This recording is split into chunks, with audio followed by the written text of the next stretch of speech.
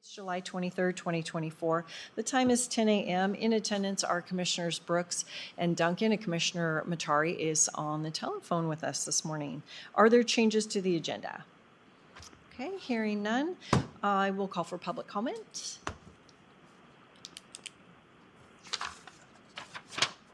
Did you want to make public comment, sir? There'll be another opportunity later. Okay.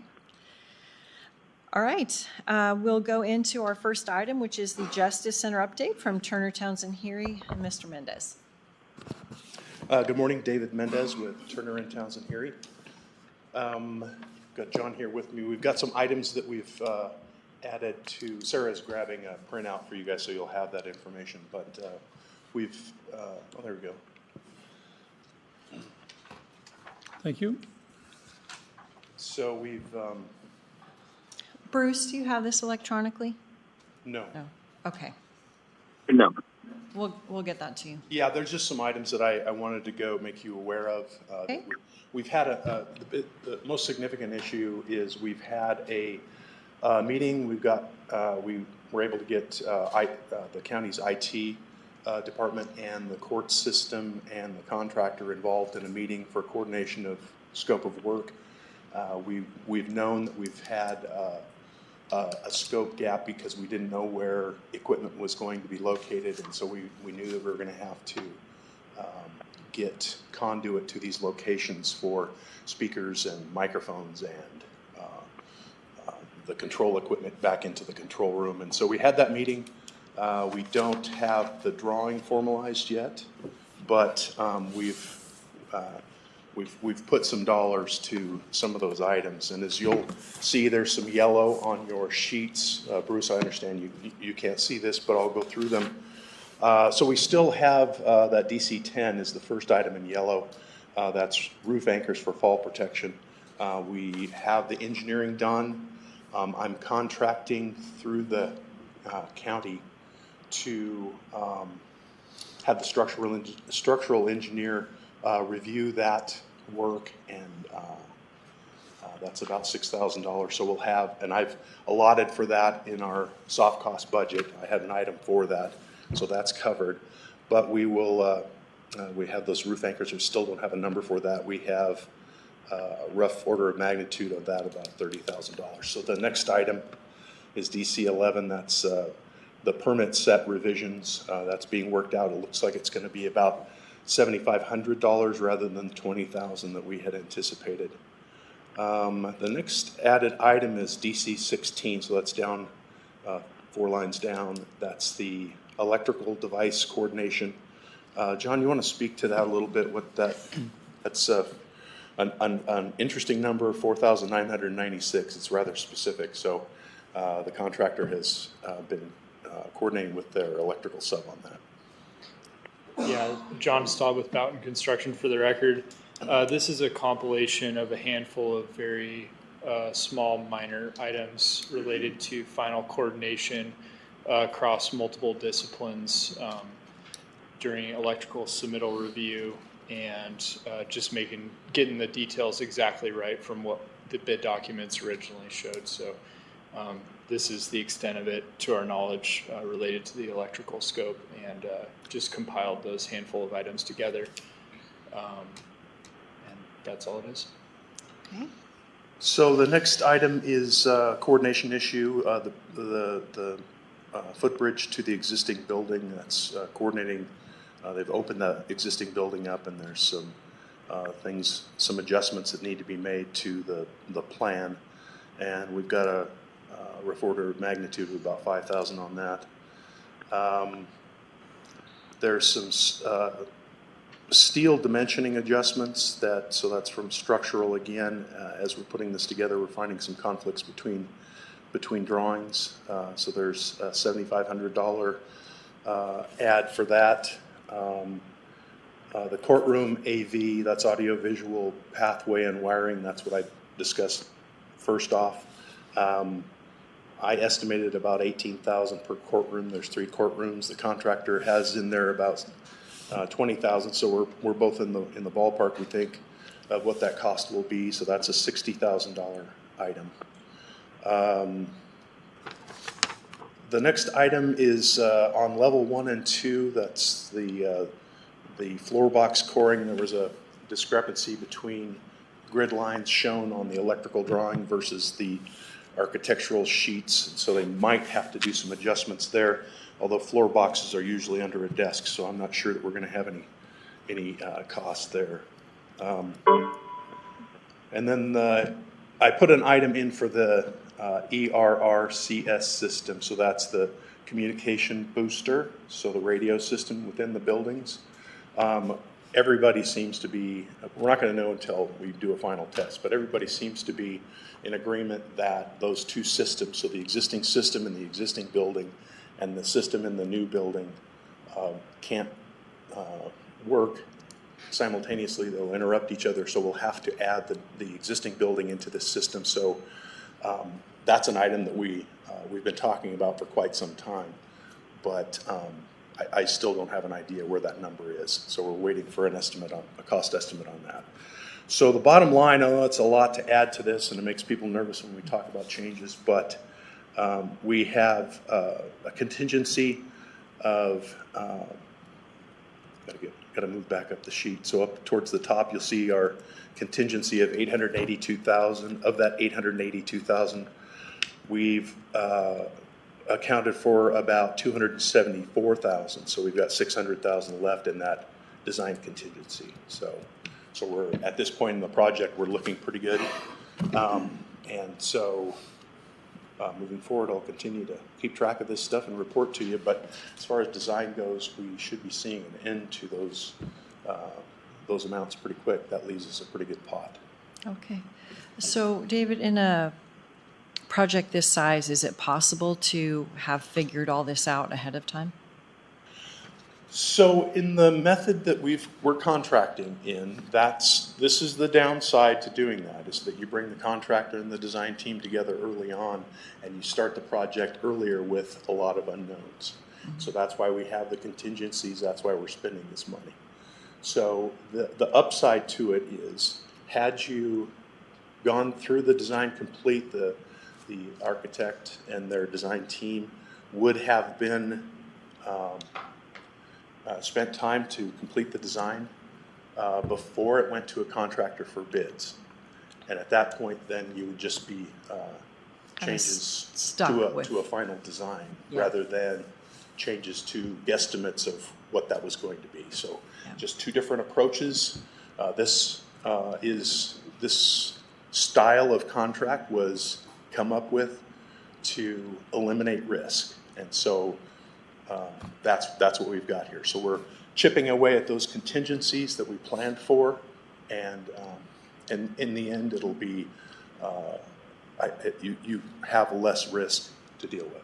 So they've given us a guarantee maximum on this project, so we've got that to fall back on. Perfect. Bruce, do you have any questions? I do not, thank you. Okay. Bill? No, but I like the way it's looking. Okay, yeah. Thank you. Very good. All right.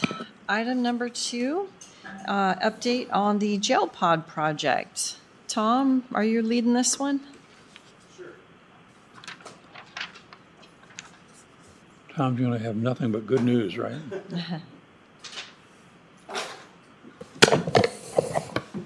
Tom Reed, Sheriff's Office, for the record. We had a meeting with, or a conference call with Sletton yesterday, and discussed some of the alternates and a way to continue to try to narrow that budget down.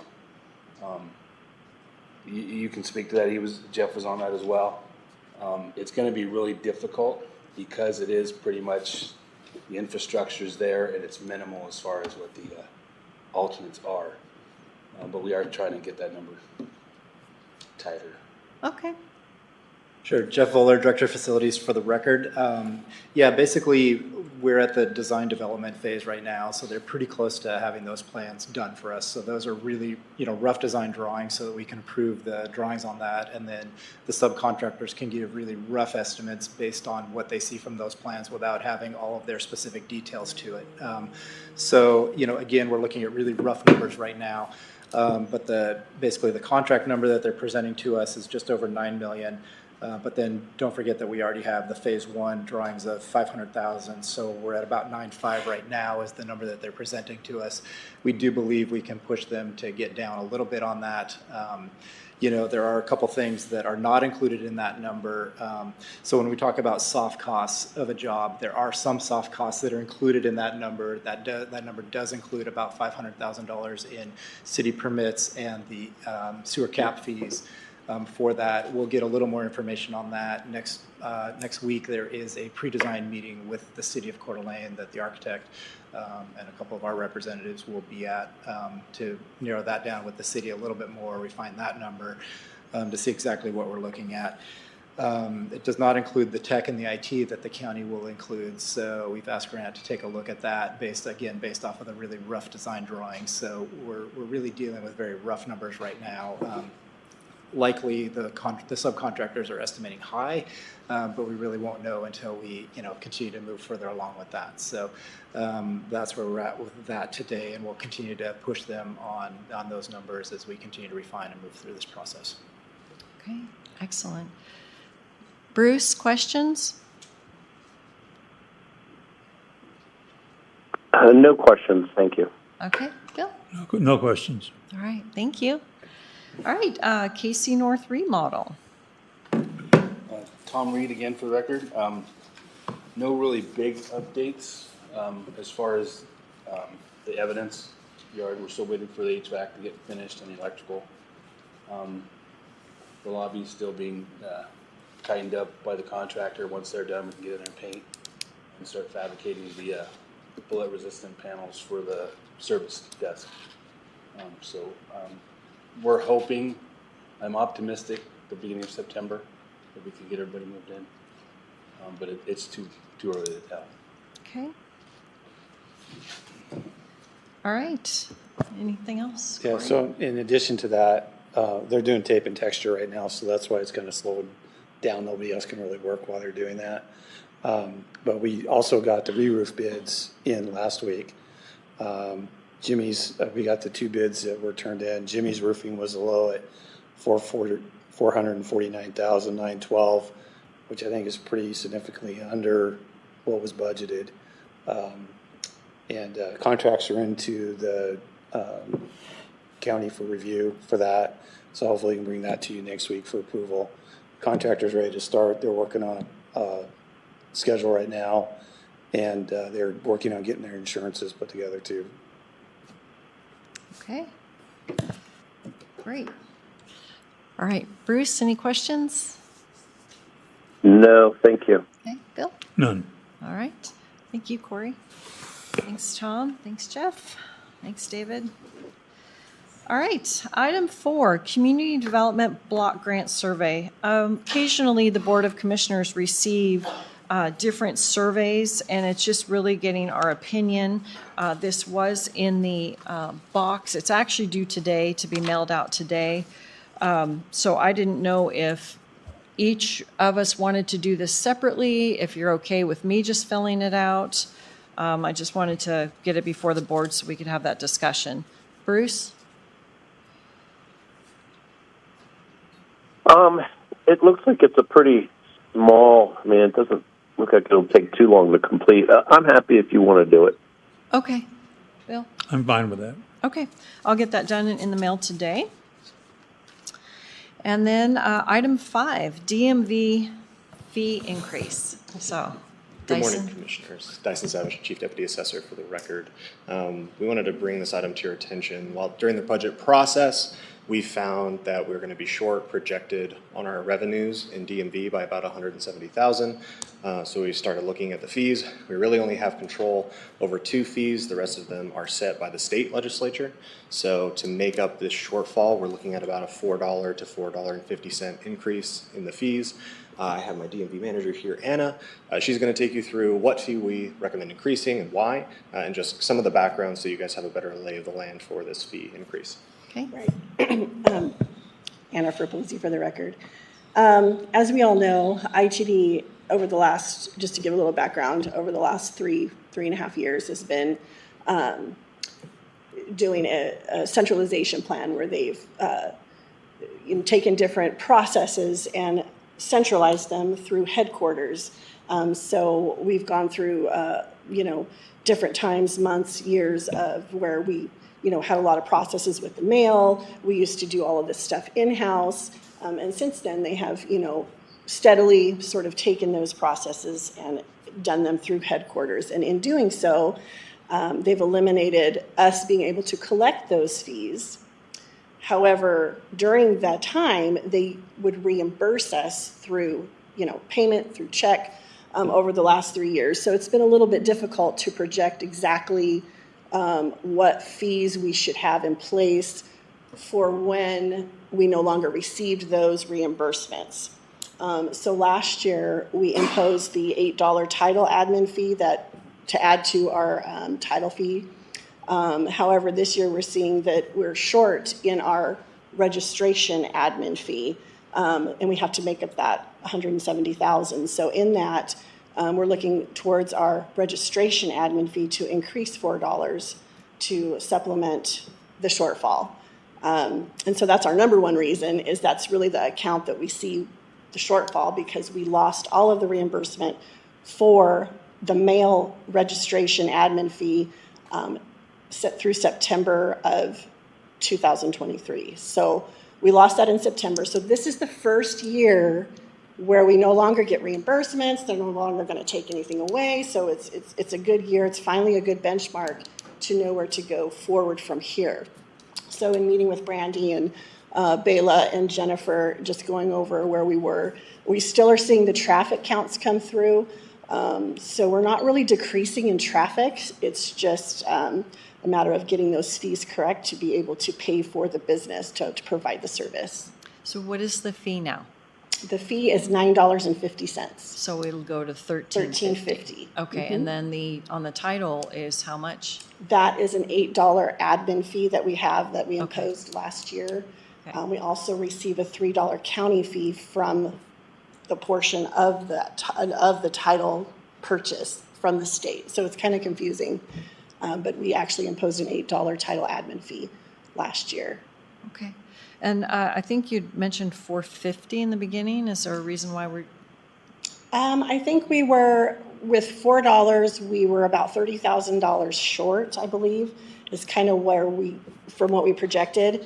So I think we were kind of wavering on, should it be more, should it be less? But, we're seeing overall that there still is increases in transactions. It's not a huge amount, but it's pretty steady. So it may just be that we will balance out next year. So we came up with the $4 because that seemed to cover most of that amount. So it's just, that's what we're proposing, is $4 increase. And it's worth noting that we're projecting. We're not 100% sure we're using historical traffic count to try and make up the shortfall. Right. Okay. We don't want to be in we haven't been in a revenue where we've had a balance, in addition. So we just want to get to that balance where it's even, we know where we're at, and finally we have good numbers to use. Okay, great. Mr. Kovacs, anything to add? Excuse me, Commissioners, nothing in particular other than, really what we're talking about here is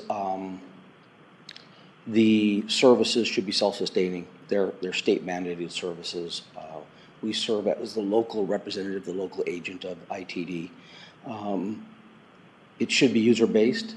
And any fee increase that's that does not occur, it would have to be made up by property taxes. And so the matter is entirely a board decision to make, but I am in general not an advocate of using property taxes to fund this. So with that, we respectfully submit it to the board.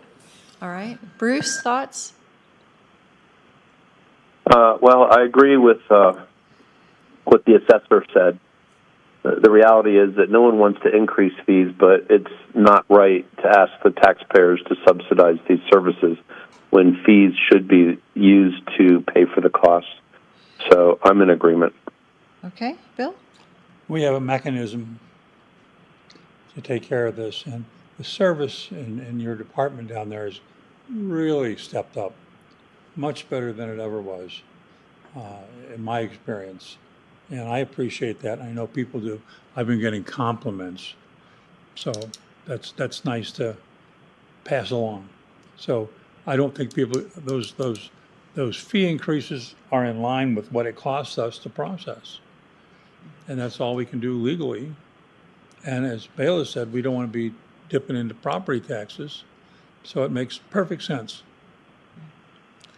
All right, so you have 3, so you can go ahead with the process, and we'll have the public hearing whenever it's ready. Okay, thank you. Thank you.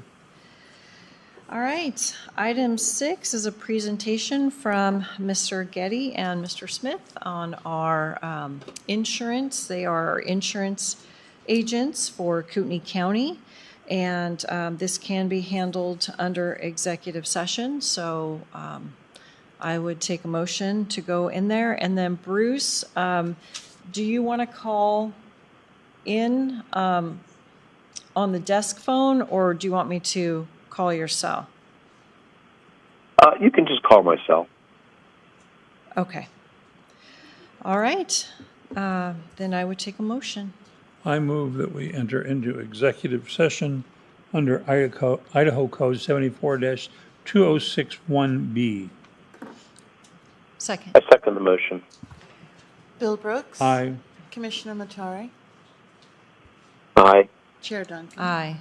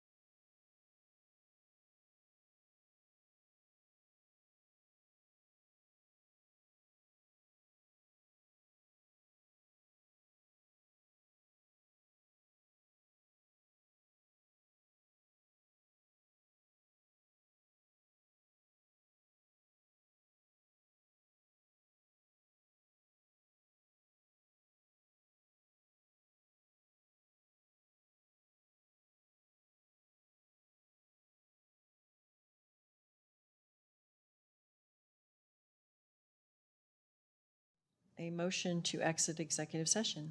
I move that we exit executive session and to proceed. Staff to proceed. Yep. Staff to proceed. I second the motion. Bill Brooks, Aye. Commissioner Matari, Aye. Chair Duncan. Aye. All right, and I will call for public comment. All right, Ron.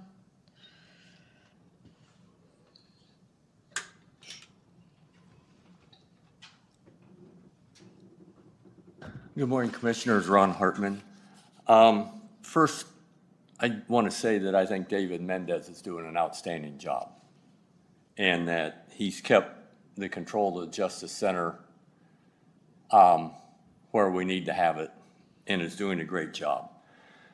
And since he's doing such a great job and is a professional, I am still dumbfounded why he isn't the one reporting out on the jail pod.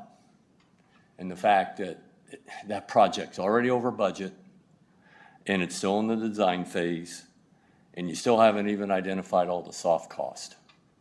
And what the delay is and having him on board when he's already got a proven track record on the Justice Center just blows my mind. He's actually on board. He's He been needs working. to be the with it. one reporting out then too. Well, that's And, a different has topic. has charge over it like he does the Justice Center. Okay, Thank you. thanks. All right, anybody else? All right, 10:56, meeting adjourned. Thanks, Bruce. We'll talk to you tonight. Yes, thank you. I will try to.